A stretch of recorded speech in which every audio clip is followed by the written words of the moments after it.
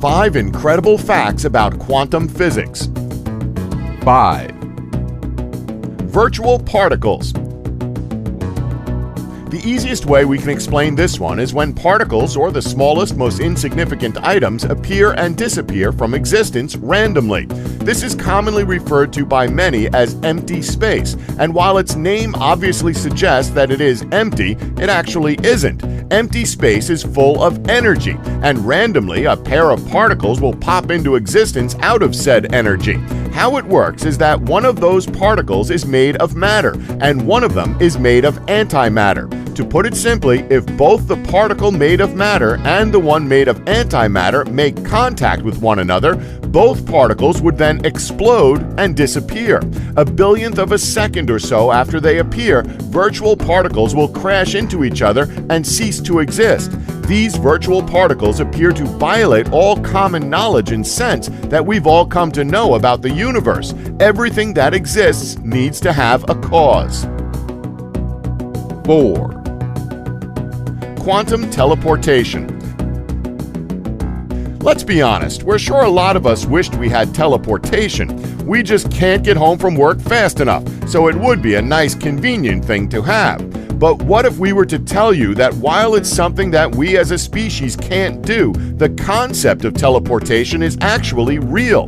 This is all thanks to quantum entanglement. But how does that work, I hear you ask? Well, how it works is that you essentially create two entangled photons and send one of them over a distance and medium, say 102 kilometers of optic fiber.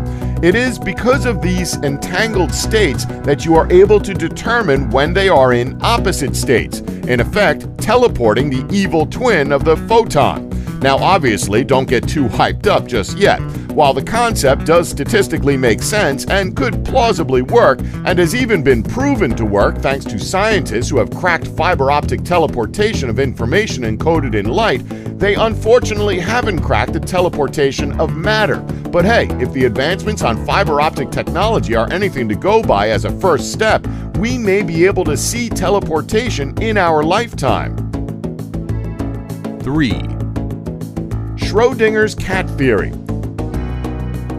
The internet loves a good cat, doesn't it? So why not mention a cat here?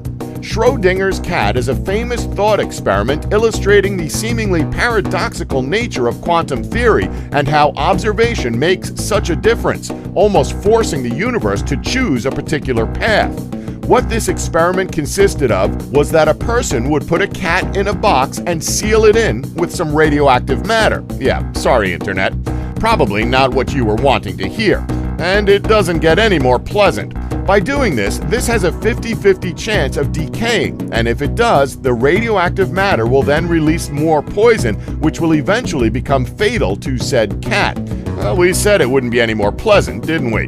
But here's the thing about this theory. Until you open the box up, you have no clue as to whether or not the cat survived. But in the quantum world, ignoring things such as coherence, the cat would be, in a sense, both alive and dead until you open the box and force the universe to choose whether the cat is alive or dead. This gives so much power to the act of conscious observation, and this may either be a profound fact about reality or a confusion of some sort on our part. Now, let us make it abundantly clear right now, do not try this at home, obviously. 2. Quantum entanglement. Quantum entanglement may be one of the more fascinating facts when it comes to quantum physics as a whole, but that is subjective. Despite all the knowledge gained when it comes to this phenomena, we still, as of right now, don't truly understand it. And for those of you who aren't familiar with it, or are just reading a script about it with no real idea of what it means either, quantum entanglement is a quantum mechanical phenomenon in which the quantum states of two or more objects have to be described with reference to each other, even though the individual objects may be spatially separated. So, to describe how quantum entanglement works, the best way we can honestly describe it is like this. Now, try to imagine two large hills and imagine that there's a person standing on each hill. Now think, what would be the quickest way for them to communicate with one another?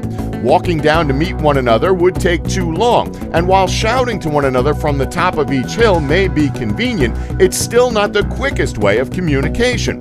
The quickest possible way is if both individuals had a flashlight, as nothing is quicker than the speed of light. Now, with this in mind, also try to imagine that the hills that both individuals are standing on are incredibly small. Now, before each person goes up their respective hill, they both make contact with one another. Could be a hug, a handshake, or even a high five. When doing this, something that affects one of them will immediately affect the other.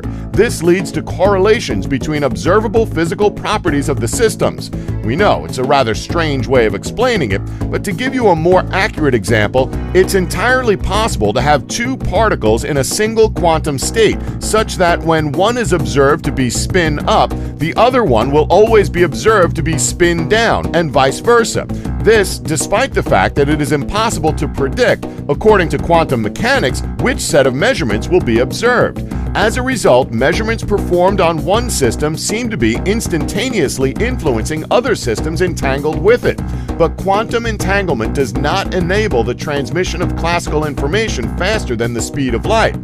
Despite evidence being there in terms of how quantum entanglement works, Albert Einstein hated the idea that information can travel instantaneously.